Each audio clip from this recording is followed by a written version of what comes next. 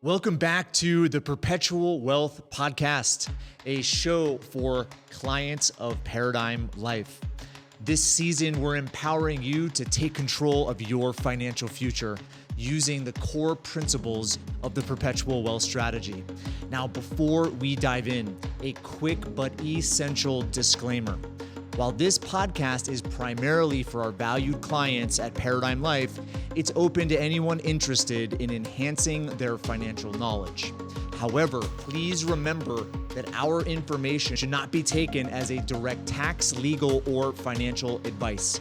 We strongly recommend consulting with a wealth strategist at Paradigm Life or your financial team before making any decisions based on our discussions. Today, we continue our journey into cash flow, protection, and wealth building, the foundational principles of the Perpetual Wealth Strategy.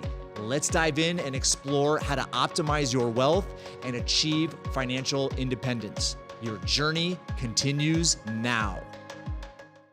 Hey everyone, this is Patrick Donohoe. Thank you for joining us for a 3-part podcast series on real estate called Real Estate Revealed: Property, Possibilities, and Profit. And I am joined by a really special guest, dear friend, and also a wealth strategist at Paradigm Life, Mr. Gary Pinkerton. Gary, thanks for joining me. Absolutely, Patrick. It is always an honor. I enjoy our conversations. I love getting into home office Paradigm Life here, and this is my favorite topic. It's what brought us together over 10 years ago, right? Yeah, that's what I was just going to say. It's like our paths crossed because you had some interest in real estate at a certain point toward the end of your military career and just consumed literally everything on whether it's podcasts or books. And ultimately, we had some advertising on a real estate investment podcast, and we connected and went on a summit together, had a great time, probably well over a decade ago. And the rest is history. The rest has been a really cool history, huh? Yeah, absolutely. So when you first said that, I thought you said I had some interesting real estate. I'm like, no, I didn't have any real estate. I had interest in real estate, yeah. And so this journey has been amazing over the last 12 years. It has done exactly what I wanted it to do, all of the things we're going to talk about in this podcast series. And, you know, it is fundamental for me. It is what has really caused me to be able to achieve agency in my own life and give my family the dreams and the financial capability to go do what we want to do. All of it came from real estate. It's not magic. It's a lot of hard work and understanding everything. But, you know, this was the start for me. So there's a lot of passion and love for this topic. So the purpose, I would say, of this series, right, as we said, listen, we need to provide some education because we have a certain philosophy and perspective on real estate that most people don't have, and that's what we've come to find out over the course of time working with clients. And so we decided to spend episode 1 on really just talking about the fundamentals of real estate and property in general, and then episode 2 we're going to get into a person's personal residence, right, which I feel is applicable to all clients and all walks of life, and looking at the philosophy and the perspective people take when it comes to owning a home or renting a home or down payment or this mortgage. There's so many different varying opinions, right? So we're going to provide some context as well as our principles, our experience over the years, and our insights in the best way to essentially own your own home or rent, whatever the case may be. And the final episode is going to be on real estate investment, right? And this is really where we cross paths. But it's an area where, I would say there's so much intrigue. People see huge gains in real estate, a lot of opportunity, a lot of possibility. At the same time, I've been, through 2 cycles now as far as real estate is concerned. And just as much as there are those, I would say, upsides and possibilities and opportunities, there's a lot of downsides too. And so we're going to kind of provide some high-level context and perspective and education on real estate investment, types of real estate investment, how to get involved, how to start, what to look for, what to watch out for. So it's gonna be fun. Be a good series. Yeah, there's a lot of fundamentals in this series, and that's really important because, as with many things in life, there are a lot of buzzwords and phrases and things that people have just taken and they've taken their family's wealth and they've thrown it in a direction on kind of I wouldn't say a half truth, but definitely not all the information. And so they hear things and they just think that that's true. They take it at face value. So it's really, really important to get clear on why you're involved with real estate and if it makes sense as an investment or even to own your own home. So let's start there, right? This episode is going to be mainly focused on just the fundamentals, the foundational principles of property or real estate. So as we were having discussions preparing for the podcast, we were like, listen, everything is real estate. Everything happens on property, even in the virtual world, right? It's happening on, virtual property or virtual, I would say intellectual property of sorts. So let's just get to the fundamentals. So what is property? What's the appeal? Why are people so intrigued and have been so intrigued with real estate for, as long as there's records? Yeah, just thinking one of the realizations that we came up with or that we were covering almost sounds bizarre when you first hear it. And that is that everything happens on property. So, well, first of all, just backing up a little bit from this, and you're the one who's much better at philosophy than I am. I'm so much more like practical, rubber meets the road. Yet sometimes I venture there. And so this might be one of those moments. And that is that, like, on our deathbeds, when when you ask people what was important in life, what should you have done more of, or what are you glad you did? It's typically experiences with people, right? You hear all the time, like, don't get caught up in the material aspects of things, spend your money and time on experiences with other people. And that goes to this whole thing about property. Like, everything happens on property. And if you think about, like, come up with any example. Where were you when 9/11 happened? Where were you when the shuttle Challenger blew up? Where were you when this other thing, if you're old enough, where were you when Kennedy was shot, right? Like, where you were when that happened, and that's property. Like, I was at the store doing this, or I was at my house, or I was here. Like, the mind remembers things in pictures, and experiences are where we get our values. So it's going to remember the picture. And the question is the picture going to be, you in your tent on the side of the road in San Francisco, or is it going to be you in your house, right? It all comes down to property. So there's a book that I read years ago called The Mystery of Capital by Hernando de Soto. He's has done a ton of work around property rights, title strategy, and especially in emerging countries. And the book is fascinating because what it does is it just shows how property is essentially an extension of people. You just mentioned that our life's experiences, everything that we, find joyful, find fulfilling happens on property. So it's safe to say that, his philosophy when it comes to property is true, right? Where property is an extension of us. Everything happens on property. So the conclusion we can make from that is, okay, demand is really high for property. Now, when there's demand for property, now you have essentially an exchange that takes place when we pay, right, to use property. Now, obviously, you have government property, and usually taxes pay for that. But when you're eating out at a restaurant, right, part of what you're paying for is that property, right? If you're going to Disneyland, right, what you pay for, right? There's obviously a lot that you pay for when going to Disneyland, but you're paying partly for property. It could be intellectual property. It could be like physical, literal land property. Yeah. It's going to work. It's going to the movies, right? It's going on vacation. Everything is there, and you're essentially exchanging something for use of that property, right? Yep. Now, looking at how this has essentially created revolutions of sorts, you go back to the appeal of the new world, right? So back in the old world, there was only a certain contingent of people that could own property, okay? Not everybody could own property. And so I look at John Locke, original kind of philosopher that was part of this, I would say, freedom revolution in the UK, the Enlightenment, right? Adam Smith was part of that as well. Yeah. But Locke is the one that pioneered the phrase that's found in the Declaration of Independence, or at least partially. It was a genesis for it. It was a genesis for it, right? Is life, liberty, and the pursuit of happiness, but it was originally life, liberty, and the pursuit of property. Right? So there's so much appeal, there's so much demand. People want to either own property or have more freedom of use of property and want to freely exchange for that use of property. So there's some really fundamental philosophical tenets of it that I think are fascinating to me. But what it does is it creates opportunity if you really understand that, and the fact that, hey, there could be profit margin between owning property, right, and exchanging your property to somebody else for what they're willing to pay, which is their property. It could be cash, could be other, property. But that margin essentially is what creates gain. Does that make sense? Yeah, it does. It does. So it has to be a win-win situation in a free world for people to exchange goods and services, right? Which is property, but right now we're focusing on real property. And so for real property, like real estate, then for somebody to rent your place from you, or for you to buy a house from somebody, or even for, like you said, for you to be able to have a picnic somewhere, right? Like you have to somehow have a value exchange.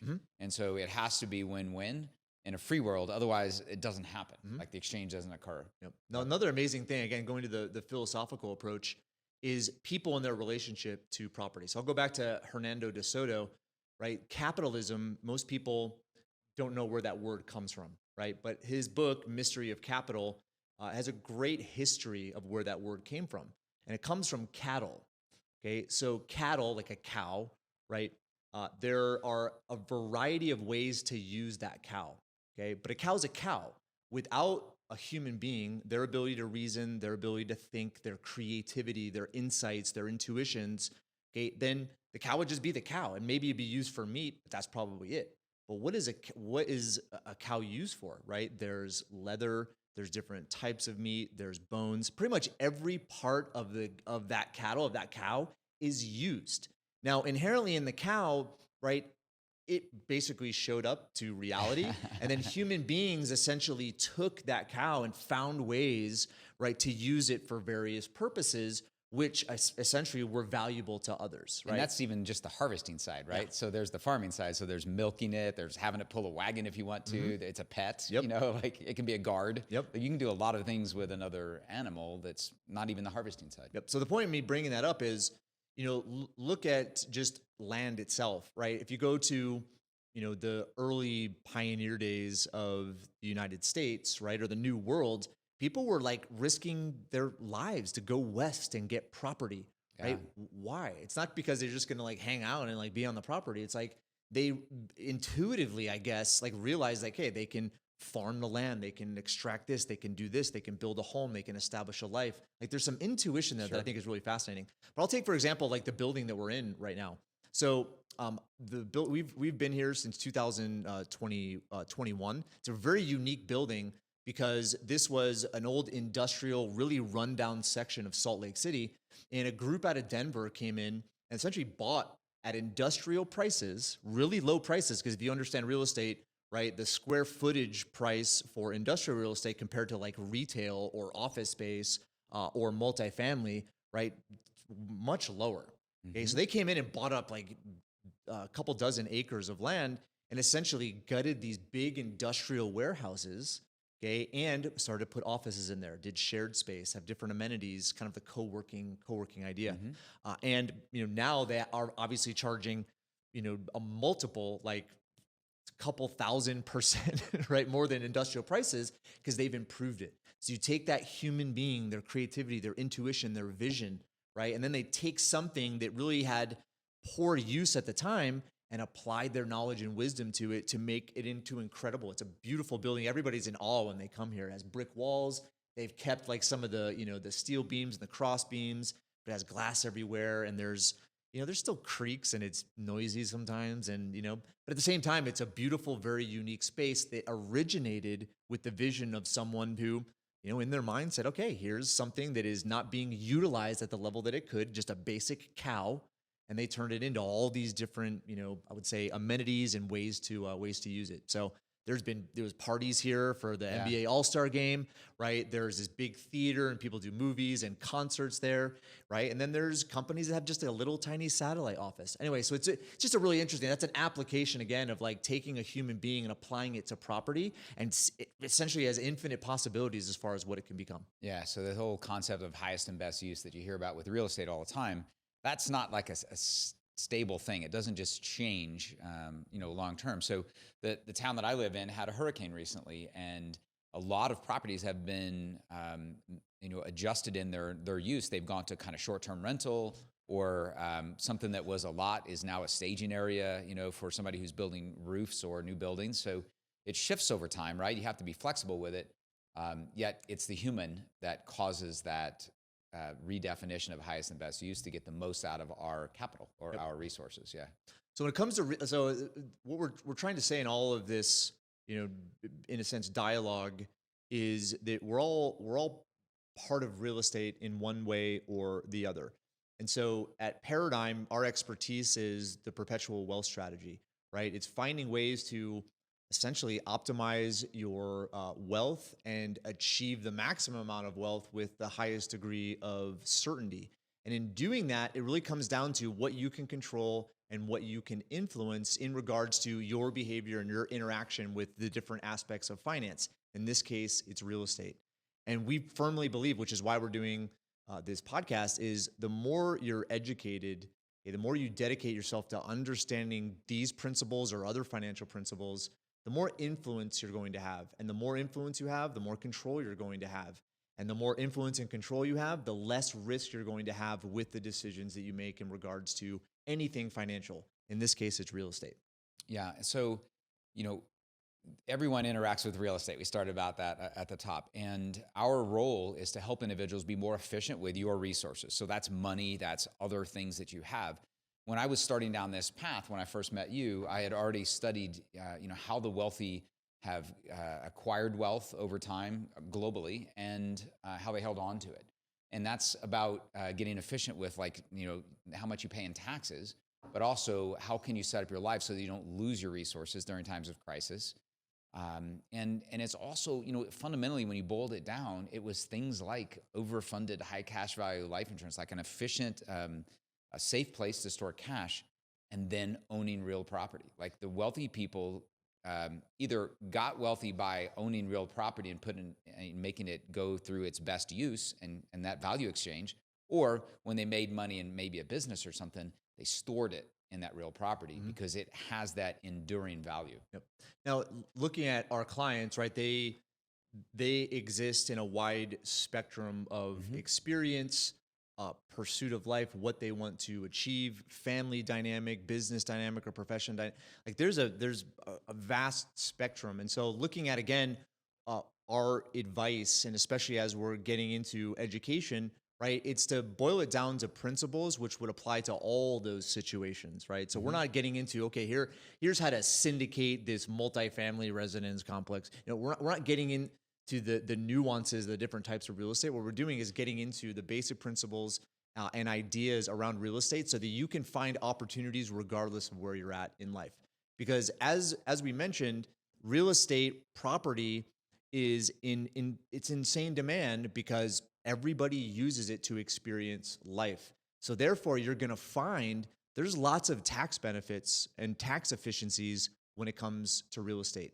There's lots of leverage opportunities when it comes to real estate. There's lots of different uses, as we said before. I mean, I would say most everyone knows what Airbnb is now, but 10 years ago, it was an opportunity. It was a possibility. But it wasn't until someone just said, okay, I'm going to start a business around this. And now there's a more efficient use of second homes, third homes, even primary homes.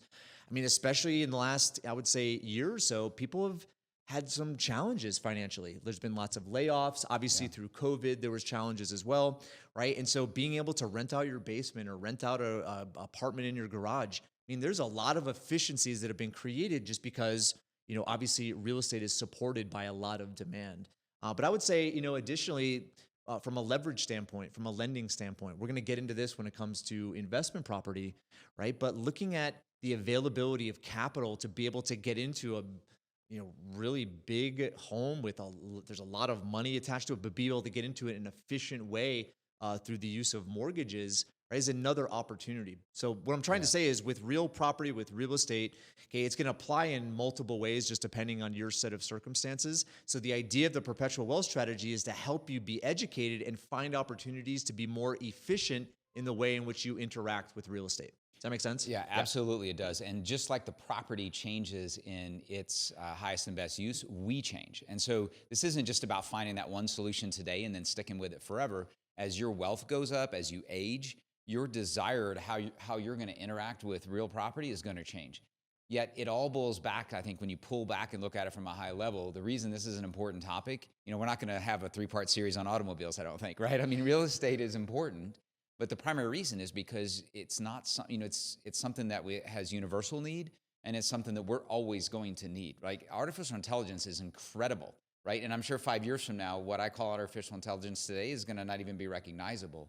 Yet I don't think it's coming anytime soon, whereas you're going to be able to have it just create a house to surround you wherever you are at that moment, right? So you're going to still need real property. Yep. And I just think that's the world we live in, right? And even though there's been tremendous innovation, which is a great point, I think that's going to help us be more efficient with time, more efficient with our creativity, right? Because I think sometimes, like if you really look at the nature of business, there are a lot of roles that could be replaced by AI, by technology. And I think that they should, not to put people out of work, but to help people be in an environment where they can up-level their game, up-level their creativity, up-level their education, go and find other ways to produce value instead of just stick in this, habitual pattern of providing value in a certain way that may no longer be applicable. It's going to be obsolete. Absolutely. Yep. Absolutely. Yeah. So it's a huge investment for every person, whether it's primary residence or investment.